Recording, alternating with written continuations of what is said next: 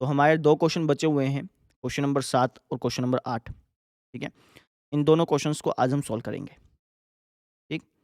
तो 7वां क्वेश्चन देखिए, एक काम कीजिए पहले आप इसको खुद ब खुद पढ़ लीजिए, वीडियो पॉज़ करके, उसके बाद देखिएगा आपको ज़्यादा अच्छी तरह से समझ में आएगा, ठीक है? मैं यहाँ से स्टार्ट करा देता हूँ। क्या लिखा है कि एक ठोस में ऊँचाई 120 सेंटीमीटर और त्रिज्या 60 सेंटीमीटर वाला एक शंकु सम्मिलित है। एक कोई ठोस आकृति है और उस ठोस आकृति में एक शंकु है ना? ये कुछ आपको इस प्रकार से दिख भी रहा होगा, ठीक है? इस शंकु की ऊँचाई है 120 सेंटीमीटर और इसकी त्रिज्या है 60 सेंटीमीटर। जो 60 सेंटीमीटर त्रिज्या वाले एक अर्धगोले पर आरोपित है। ये जो शंकु है ना, ये एक अर्धगोले पर आरोपित है। आरोपित का मतलब उसके ऊपर रखा हुआ है और इस अर्धगोले की जो त्रिज्या है, वो भी 60 है। समझ रहे हो? एक शंकु है, वो एक अर्धगोले पर रखा हुआ है। शंकु की ऊँचाई दे दी, त्रिज्या दे दी और अर्धगोले की भी त्रिज्या दे दी। अर्धगोले और शंकु की त्रिज्या सेम है ना? तो इसका मतलब ये हुआ कि एक-दूसरे को पूरी अच्छी तरह से ढक लेंगे, ठीक है? अच्छा, इस ठोस को, ये जो पूरा ठोस है ना, हमने क्या किया, इस ठोस को पानी से भरे हुए एक लंबवृत्तीय बेलन में इस प्रकार से सीधा डाल दिया कि बेलन की तली को स्पर्श करे। हमने क्या किया, इसको ऐसे पकड़ा, इस ठोस को पकड़ा और इस ठोस को पकड़ के हमने एक बेलन में डाल दिया। ये जो बेलन है ना, इसके अंदर ऐसे-ऐसे, ऐसे करते हुए ऐसे डाल दिया, है ना? और इस तरीके से डाला कि ये जो ठोस है ना, ये इस बेलन की तली को स्पर्श करता है, बिल्कुल ऐसे टच कर जाता है, ठीक है? अब खुद सोचो, अगर इस बेलन में पानी है और मैं इस शंकु को ऐसा करके इसके अंदर ढालता हूँ, तो बेलन के अंदर जो पानी है वो गिरेगा, वो बाहर गिरेगा, ऑब्वियस सी बात है ना? कुछ एक पानी बाहर गिरेगा और कुछ एक पानी बच जाएगा। कहाँ-कहाँ पानी बचेगा? ये जो पानी है ये बचेगा यहाँ-यहाँ पर। थोड़ा-सा पानी यहाँ बचेगा, है ना? बात समझ में आ रही है मेरी? थोड़ा-सा पानी आपका यहाँ बच जाएगा, ठीक है? कुछ एक पानी बचेगा बस, ये बात है, ठीक है? ये इस तरीके से थोड़ा-सा पानी यहाँ पर बच जाएगा, ठीक है? और कुछ जो आधा पानी था वो बाहर चल गया। यदि बेलन की त्रिज्या 60 सेंटीमीटर और ऊँचाई 180 सेंटीमीटर है, तो बेलन में शेष बचे पानी का आयतन ज्ञात करें। आपको अब क्या करना है, आपने जैसे इस ठोस को बेलन के अंदर ढाला ना, इस बेलन के अंदर जो पानी बच गया, उस पानी का आयतन ज्ञात करना है। वो पता करना है कि वो पानी कितना है, समझ रहे हो? वो पानी कितना है वो मालूम करना है, ठीक है? कैसे करेंगे वो समझो। सबसे पहले बेलन की ऊँचाई दे रखी है 180, उसको लिख लेते हैं। बेलन की त्रिज्या दे दी 60, इसको भी लिख लेते हैं, ठीक है? अब बेलन में कितना पानी बचा कैसे मालूम करूँगा? इस बेलन के आयतन में से, ये जो पूरा बेलन का आयतन है ना, इस बेलन के आयतन में से इस शंकु का आयतन माइनस कर दूँगा और इस अर्धगोले का आयतन माइनस कर दूँगा। समझ गए? बेलन के आयतन में से शंकु का और इस अर्धगोले का आयतन माइनस कर देंगे, तो हमारा बचे हुए पानी का आयतन मिल जाएगा। हमें ये पता चल जाएगा कि कितना पानी बचा हुआ है। बात क्लियर है? ठीक है? तो लिखेंगे कैसे वो देखो। हम कहेंगे शेष बचे पानी का आयतन, पानी का आयतन। कैसे निकालोगे? ये बराबर होगा बेलन का आयतन, जो बेलन का आयतन है, उसमें से हम माइनस कर देंगे, क्या? शंकु का आयतन माइनस करेंगे और क्या माइनस करेंगे? शंकु का आयतन माइनस करेंगे और क्या माइनस करेंगे भाई? और माइनस करेंगे हम इस अर्धगोले का आयतन। बात क्लियर है? ठीक है? नहीं तो कई टीचर्स ऐसे भी कराते हैं, शंकु का आयतन और अर्धगोले का आयतन को पहले जोड़ देते हैं और फिर उनको जोड़ करके इकट्ठा घटा देते हैं। वैसे भी कर सकते हो, नहीं आप अलग-अलग करके भी घटा सकते हो, दोनों बातें सेम है। ठीक है? अब बेलन के आयतन का फ़ॉर्मूला होता है पाई आर स्क्वायर एच माइनस शंकु के आयतन का फ़ॉर्मूला होता है 1/3 पाई आर स्क्वायर एच माइनस अर्धगोले के आयतन का फ़ॉर्मूला होता है 2/3 पाई आर क्यूब। ठीक है? अच्छा, एक बात नोटिस की आपने? इन तीनों की त्रिज्याएँ सेम है ना? शंकु की त्रिज्या भी 60 है, अर्धगोले की त्रिज्या भी 60 है और जो बेलन है उसकी त्रिज्या भी 60 है। तभी तो उसके अंदर पूरा फिट आ रहा है। ठीक है? तो हम इस आर में कोई चेंज नहीं करेंगे। ये भी आर है, ये भी आर है और ये भी आर है। क्योंकि आर सेम ही है ना, तो सबको आर ही लिखेंगे, है ना? लेकिन ऊँचाई में फ़र्क है। कैसे? बेलन की ऊँचाई है 180 जबकि शंकु की ऊँचाई है 120। तो एक काम करता हूँ, इसको H1 और इसको H2 लिख देता हूँ। बात समझ में आ गई? ठीक है। अच्छा, अब इन तीनों में कॉमन क्या है? इन तीनों में कॉमन है पाई आर स्क्वायर। यहाँ पे क्या बच गया? H1 यहाँ पे 1/3 H2 यहाँ पे 2/3 आर। समझ गया ना? एक आर तो मैंने ले लिया, पाई आर स्क्वायर तो बचा हुआ है। आर स्क्वायर तो बचा हुआ है ना, पाई भी मैंने ले लिया। ठीक है? अब वैल्यू पुट करते हैं।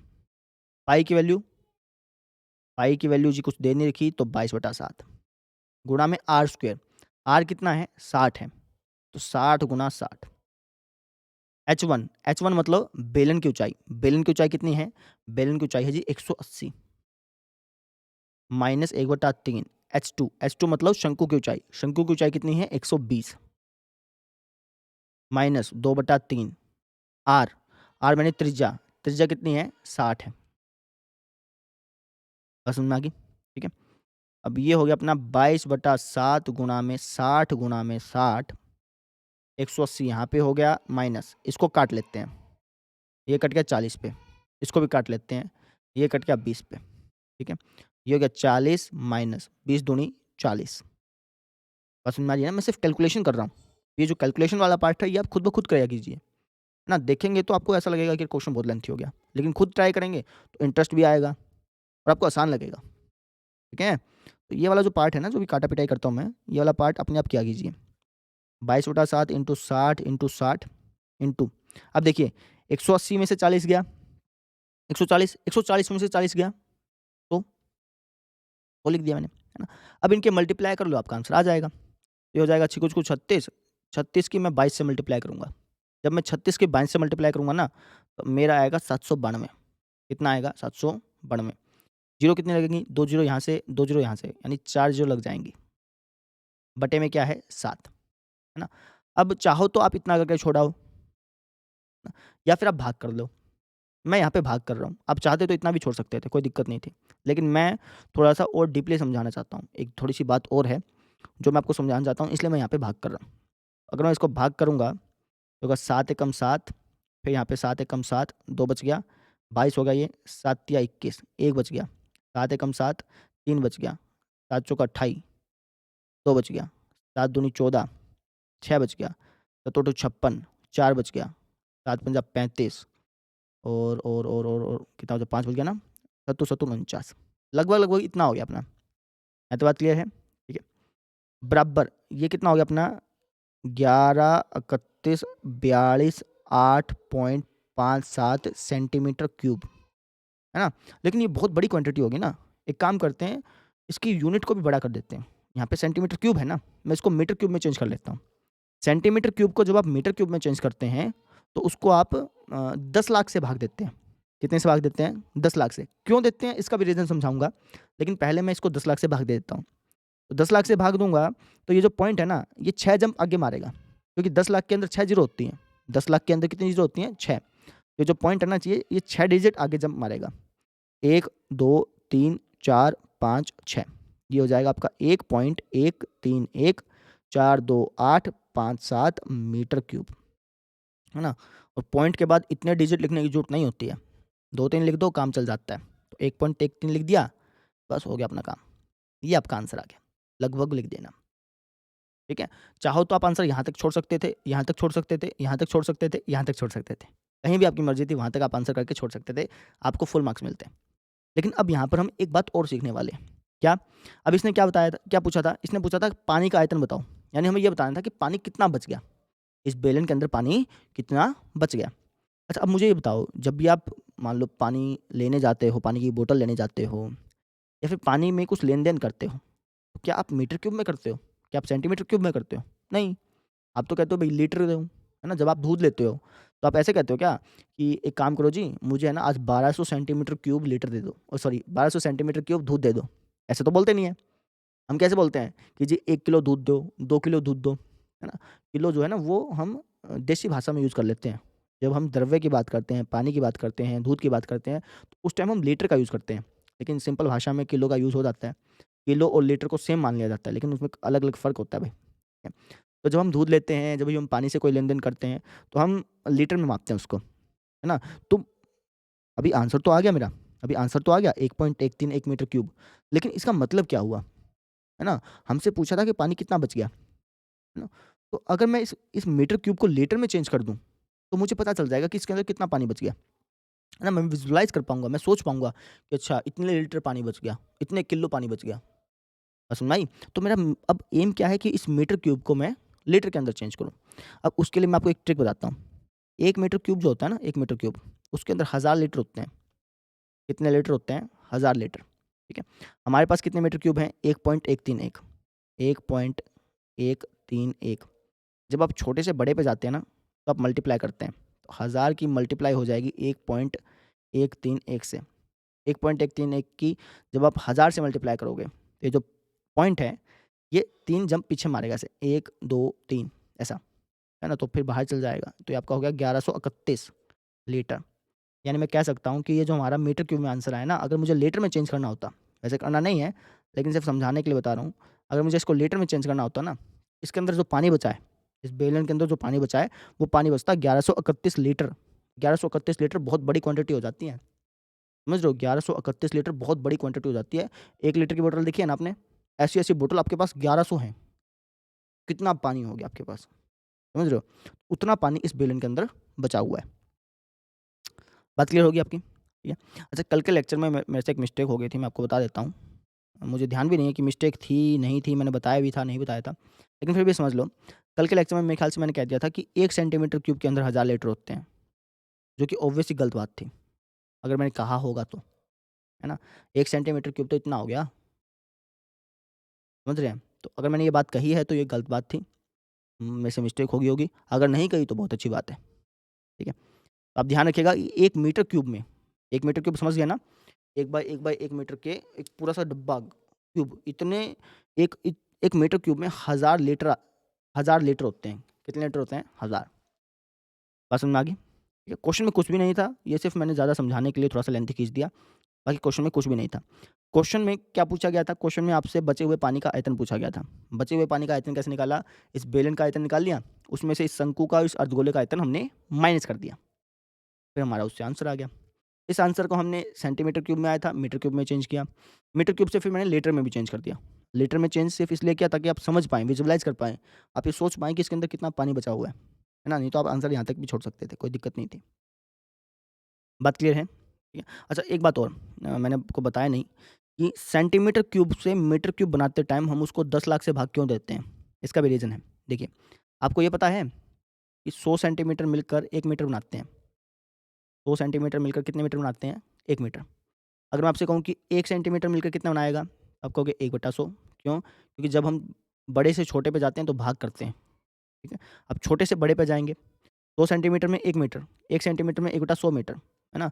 लेकिन हमारे पास कितने सेंटीमीटर थे? हमारे पास सेंटीमीटर क्यूब था, सॉरी। तो अगर मैं दोनों साइड क्यूब कर दूँ, तो हो जाएगा 1 का क्यूब 1, सेंटीमीटर का क्यूब सेंटीमीटर क्यूब, 1 का क्यूब 1, मीटर का क्यूब मीटर क्यूब और 100 का क्यूब 10 लाख। 100 का क्यूब कितना हो गया? 10 लाख। 1, 2, 3, 6 ज़ीरो होनी चाहिए, 3 या 3, 6 हाँ, समझ गए?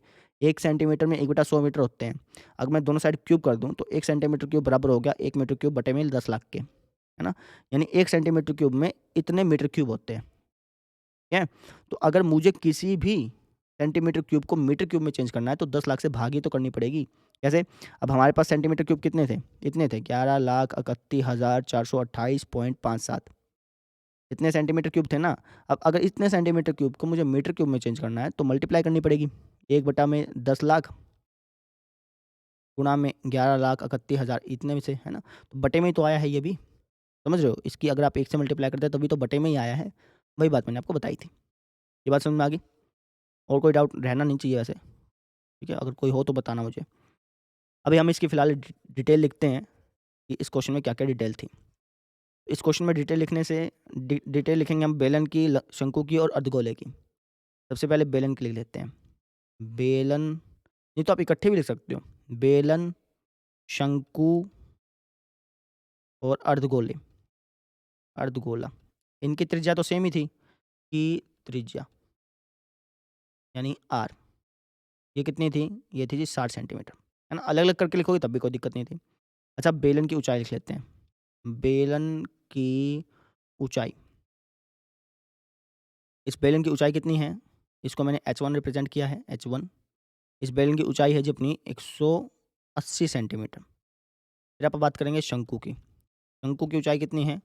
शंकु की ऊँचाई हमने h2 से रिप्रेज़ेंट किया इसको और शंकु की ऊँचाई है जी हमारी 120 सेंटीमीटर, समझे? इस तरीके से हमने इस क्वेश्चन को सॉल्व किया है। कर लेंगे? क्वेश्चन आसान था, लेकिन समझाते हैं ना, जब किसी भी क्वेश्चन को आपको समझाया जाता है, तो उसमें सारी बातें बतानी ही पड़ती हैं। इसकी वजह से वीडियो की लेंथ लंबी होती है, और आज तो मैं कोशिश भी कर रहा हूँ कि वीडियो की लेंथ लंबी ना हो, ठीक है? 1-2 कमेंट्स ऐसे आते हैं, कहते हैं जी इतनी लंबी-लंबी वीडियो ना बनाया करो।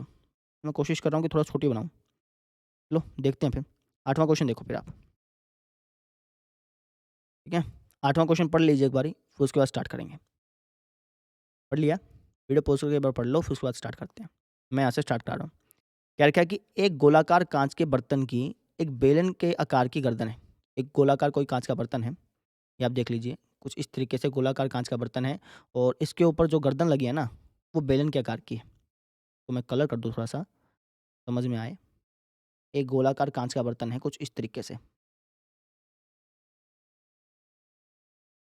समझे? इस गोलाकार काँच के बर्तन की जो गर्दन है, ये इसकी गर्दन हो गई। ये गर्दन जो है ये बेलन के आकार की है, यानी कुछ इस तरीके से। पसंद में आ गई? ठीक है। अच्छा, जिसकी लंबाई है 8 सेंटीमीटर। 8 सेंटीमीटर किसकी लंबाई है? सिर्फ़ इस बेलन बेलन की। इस बेलन की ऊँचाई कितनी है जी? 8 सेंटीमीटर, है ना? और इसका व्यास है 2 सेंटीमीटर। अब इस बेलन का व्यास अगर 2 सेंटीमीटर है, तो आप त्रिज्या आसानी से ज्ञात कर सकते हैं, कितनी होगी? 1 सेंटीमीटर होगी। अच्छा, जो गोलाकार भाग है उसका व्यास है 8.5 सेंटीमीटर। इसका जो व्यास है वो है 8.5 सेंटीमीटर। अब व्यास 8.5 है, तो त्रिज्या कितनी हो जाएगी? इसकी आधी। 8.5 का आधा होता है 4.25 सेंटीमीटर। आपको थोड़ा दिख नहीं रहा होगा यहाँ पे, लेकिन आप लिख लीजिए 4.25 सेंटीमीटर। 8.5 का आधा करने पे आता है। ठीक है? इसमें भरे जा सकने वाले पानी की मात्रा माप करके एक बच्चे ने यह ज्ञात किया कि इस बर्तन का जो आयतन है, वो है 345 सेंटीमीटर क्यूब। इस पूरे बर्तन का आयतन आपको पता है, वो कितना दे रखा है? 345 सेंटीमीटर क्यूब। आपको जाँच करनी है कि क्या उस बच्चे का उत्तर ठीक था या नहीं, ठीक है? और यह मानना है कि उपरोक्त मापन आंतरिक मापन है। आंतरिक मापन का मतलब है कि हमने जो इसका व्यास मापा है ना, इसकी त्रिज्या मापी है 1 सेंटीमीटर, ये हमने इसकी मोटाई को एक्सक्लूड करके मापी है।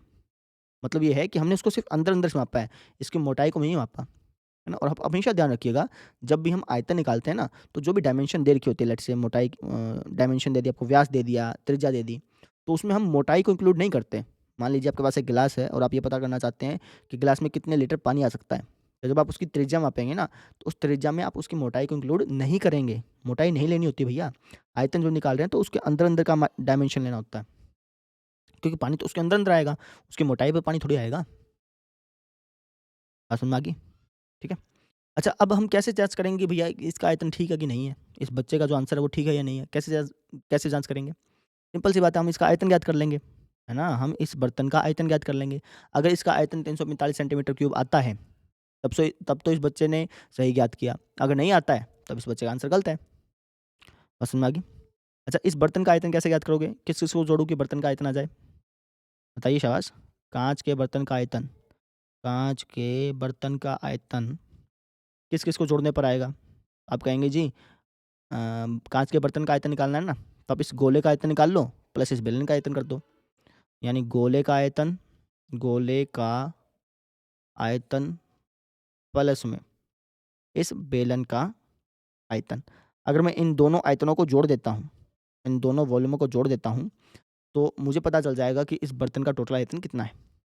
गोले का आयतन का फ़ॉर्मूला होता है 4/3 पाई r क्यूब। अर्धगोले का 2/3 होता है, गोले का 4/3 होता है। प्लस में बेलन के आयतन का फ़ॉर्मूला होता है पाई r स्क्वायर h। ठीक है? अच्छा, अब देखिए इनकी त्रिज्याएँ अलग-अलग हैं। इसकी त्रिज्या तो 4.25 है, जबकि इसकी त्रिज्या है 1 सेंटीमीटर। इसलिए एक काम करता हूँ, 1 इसको लिख लेता हूँ, 2 इसको लिख लेता हूँ, है ना? अब इन दोनों में क्या कॉमन आएगा? पाई कॉमन आएगा। यहाँ पे क्या बच गया? 4/3 r1 का क्यूब। यहाँ पे क्या बच गया? यहाँ पे बच गया अपना r2 स्क्वायर h। समझ में आ गई? वैल्यू पुट करते हैं फटाफट से। पाई की वैल्यू कितनी है? पाई की वैल्यू बोले 3.14, तो 3.14 4/3 इंटू R1 का क्यूब। R1 कितना है? R1 है जी हमारा इस गोले की त्रिज्या। गोले की त्रिज्या है 4.25। 4.25 इंटू 4.25 इंटू 4.25 क्यूब था ना, 3 बार लिखना पड़ेगा। प्लस R2 का स्क्वायर। R2 कितना है? 1। 1 का स्क्वायर करेंगे तो 1 ही आएगा, है ना? उसकी आप h से गुणा कर दीजिए। 1 की 8 से गुणा करेंगे तो 8 आएगा। मैं डायरेक्टली 8 लिख देता हूँ। अब इसको सोल्व ही करना है ना? गुणा भाग ही करने हैं। तो आप ये जो अगले स्टेप हैं, ये आप खुद ब खुद कीजिए कि आप जिस तरीके से गुणा भाग करेंगे ना, वही आपको एग्ज़ाम में याद रहेगी। अगर आप मेरी देख के गुणा भाग करते हैं, तो आपको एग्ज़ाम में दिक्कत आएगी ही आएगी। इसलिए मैं आपसे बार-बार कहता हूँ कि जो गुणा भाग होती है, ये अपने आप किया कीजिए। ठीक है? अब चाहें तो अब देखो, एक तरीका हो सकता है कि आप इसके डायरेक्टली मल्टीप्लाई कर दें, 4.25 की 4.25 से, फिर 4.25 से, लेकिन वो लेंथी पड़ता है, बहुत पॉइंटों में मल्टीप्लाई करने में बहुत मुश्किल पड़ती है ना? दूसरा तरीका आप ये कर सकते हैं कि इस पॉइंट को मिटा दें, इस पॉइंट को हटाएँगे तो बटे में 100 आएगा, इसको हटाएँगे तो बटे में 100, इसको हटाएँगे तो बटे में 100। मैंने पॉइंट हटा दिए, पॉइंट हटा दिए, पॉइंट हटाने के बाद बटे में 100 आ गया। अब इसको काट लेते हैं, ये 25 पे कट जाएँगे दोनों, 25 चौका 100 होता है और ये कटेगा आपका 25 से कम 25, आपका बच गया ये 17, 175 हो गया, 25 सत्ता 175, 17 पे कट जाएगा। ऐसे ये भी 4 पे, ये भी 17 पे, 25 चौका 100, 25 17 जाए 475, ऐसे कट गए, ठीक है?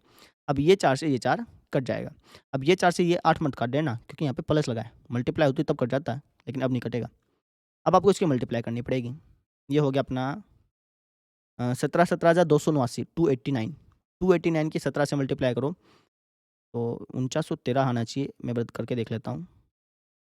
7 नेम 63, 66 ऊपर 17 56 और 6 62, 7 दूनी 14 6 20, 289 एकम 289, 3 और 2 11, 1 ऊपर 8 9, 4913, 4913 बटे में 4 चौके 16, 16 तिया 48 प्लस में 8, ये आ गया हमारा, है ना? अब एक काम करते हैं, चाहो तो एलसीएम ले लो इसका, है ना? या फिर इसको भाग ही कर लो, भाग ही कर लेते हैं। एलसीएम लेंगे फिर भाग करेंगे। ऐसे तो एलसीएम लेके करोगे तब भी ठीक है, कोई दिक्कत नहीं है, लेकिन मैं डायरेक्टली भाग ही कर लेता हूँ। 4913 को 48 से भाग करना है। 48 एकम 48 और 1 बच गया, 1 उतारा 11, लेकिन 48 के पारे पे 11 तो जाता नहीं है, तो 0 पे जाएगा, है ना? 3 उतारा, 48 दूनी 96 होता है, 4 नहीं बचा, 4 तो ये 13 और 4 17 बच गया। अब आपने लगा दी 0, यहाँ पे लग गया पॉइंट, है ना? 48 तिया जाएगा, 48 तिया कितना हो गया? ये हो गया 144 हो गया। 50 तिया 150 होता है ना, 2 तिया 6, 150 में 6 गया 144 आ गया। अब कितना बच गया? 10 में 4 गया 6, यहाँ पे बच गया 16, 16 में 4 गया 2, 0 लगा दो। ये 5 पे जाएगा लगभग, है ना? ये कट के कितना आ गया हमारा? 102.35, 102.35। इसमें 8 जोड़ लो, तो ये आ जाएगा आपका 110.35, ठीक है? अब इसकी आप 3.14 से मल्टीप्लाई करो। ये मल्टीप्लाई आप खुद करिए, आप ये मल्टीप्लाई देखिए मत। मैं आपसे बार-बार कह रहा हूँ कि जब आप मल्टीप्लाई देखते हैं ना, तो आपको सही समझ में नहीं आएगा। 4 20, 2 आंसर ऊपर 4 12 2 14, 1 आंसर ऊपर 4 0 0, 1 का 1, 4 एकम 4, 4 एकम 4, है ना? आप कहेंगे जी आप ही क्यों कर रहे हैं? तो मुझे करनी पड़ेगी ना क्योंकि क्वेश्चन करा रहा हूँ मैं, ठीक है? तो मुझे ये ज़रूरी हो जाता है कि मुझे करना पड़ेगा, इसलिए मल्टीप्लाई कर रहा हूँ। 3 पंजे 15, 1 आंसर ऊपर, 3 तिया 9 और 1 10, 1 आंसर ऊपर, 3 0 0 और 1 का 1, 3 एकम 3, 3 एकम 3, 0 5 4 9, 5 6 7 8 9, 4 का 4, 4 5 6 7 और 5 6 4 3। तो हमारा जो आंसर है वो आ गया 346 4990, पॉइंट लगेगा 2 और 2 4 के बाद। यानी जो इसके अंदर पानी की मात्रा है वो है 346.4990 सेंटीमीटर क्यूब। सेंटीमीटर क्यूब है। अगर आपको लीटर में चेंज करना है तो सबसे पहले मीटर क्यूब में चेंज करोगे तो बहुत थोड़ा पानी आएगा इसमें, है ना? मतलब 1-2 लीटर से कम ही आएगा, कम ही होगा। बात समझ में आ गई? तो इतना हमारा आंसर आ गया। लेकिन उस बच्चे का आंसर कितना था? उस बच्चे का आंसर था 345 सेंटीमीटर क्यूब। लेकिन हमारा आंसर कितना आया? 346.4990, है ना? इतना क्यूब आया। आप कहेंगे जी आंसर तो लगभग सेम ही आ गया। उसका 345 आया था, आपका 346 आया था। 340 पॉइंट समथिंग आया था। लेकिन आंसर सेम नहीं है। आंसर में उस बच्चे की गलती है। क्या गलती है भैया? देखो पॉइंट के बाद अगर थोड़ा बहुत डिफरेंस हो ना वो चलता है। जैसे अपना ये आया है।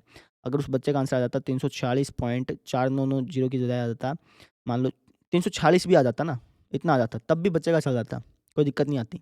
लेकिन वहाँ पर 1 सेंटीमीटर क्यूब का अंतर है। कितने का अंतर है? 1 सेंटीमीटर क्यूब का। आप उस बच्चे का आंसर गलत बताओगे। आप ये कहोगे अतः जो स्टूडेंट है, जो बच्चा है या विद्यार्थी का है इसने, बच्चा का है, बच्चे द्वारा ज्ञात राशि गलत है। बच्चे द्वारा ज्ञात आयतन गलत है। बात समझ में आ रही है? ऐसे अपने क्वेश्चन को करना होता है। ठीक है? तो इस तरीके से हमने इस क्वेश्चन को सॉल्व किया। कैसे सॉल्व किया वापस समझ लो। हमें इस काँच के बर्तन का आयतन निकालना था, तो ये बराबर हो गया गोले का आयतन प्लस बेलन का आयतन। इन दोनों का आयतनों को जोड़ दिया और हमारे काँच के बर्तन का आयतन आ गया। है ना? हमें ये चेक करना था कि क्या उस बच्चे ने जो आयतन निकाला वो सही है या गलत है। तो हमने ये पाया कि उस बच्चे द्वारा निकाला गया आयतन गलत है। हमने वो बात लिख दी, ठीक है? अच्छा जी, अब हम डिटेल लिखते हैं गोले की और बेलन की। तो सबसे पहले मैं लिख लेता हूँ, इसकी डिटेल लिखेंगे भैया, गोले की लिख लेते हैं। गोले की त्रिज्या यानी आर, गोले की त्रिज्या है 4.25। 4.25 कहाँ से आई थी? हमने 8.5 जो इसका व्यास था उसका आधा किया था, आधा करने के बाद 4.25 सेंटीमीटर इसका त्रिज्या आ गई। ये तो गोले की त्रिज्या की बात हो गई। अब बेलन की बात करते हैं। बेलन की त्रिज्या, इसको मैंने R1 कहा था, इसको R2 कहा था। ये त्रिज्या थी जी 1 सेंटीमीटर। ये कहाँ से आई थी? 2 का आधा किया था, लिख देते हैं इसको भी। 2 का आधा किया था, तो कट के कितना आ गया था? 1 आ गया था, है ना? 2 का आधा ही तो किया था, ठीक है। फिर बेलन की ऊँचाई, ऊँचाई को मैंने h माना है, कि कोई दूसरी ऊँचाई तो थी नहीं, उसको मानना पड़ता, इसलिए सिर्फ़ इसको h माना। और बेलन की ऊँचाई कितनी है? 8 सेंटीमीटर। तो इस तरीके से हमने इस क्वेश्चन को सॉल्व कर लिया, ठीक है? तो ऐसे अपने क्वेश्चन सॉल्व करने थे। इस तरीके से हमारी एक्सरसाइज खत्म हो गई। और कमेंट सेक्शन में अपना फीडबैक ज़रूर देना, ज़रूर बताना कि लेक्चर समझ में आया, नहीं आया, कुछ कमी थी तो वो बताना, कुछ सही लगा तो वो बताना, ठीक है? तो ये बातें थी और अब कल मिलते हैं फिर। कल हम करेंगे एक्सरसाइज 13.3 और 13.3 का भी कोई बेसिक नहीं है, ऐसा नहीं है कि मुझे इसका बेसिक समझाना पड़ेगा, ठीक है? वो भी ऐसी ही एक्सरसाइज है, बस उसमें क्वेश्चन का जो लेवल है ना, वो अलग हो जाएगा, बढ़ेगा नहीं, अलग हो जाएगा। यहाँ पे जो लेवल है और वहाँ पे जो लेवल है, ये अलग-अलग हैं। क्वेश्चन का जो टाइप है ना, वो अलग हो जाएगा। कहने का मतलब ये हुआ, ठीक है? बस कल मिलते हैं फिर। Thank you.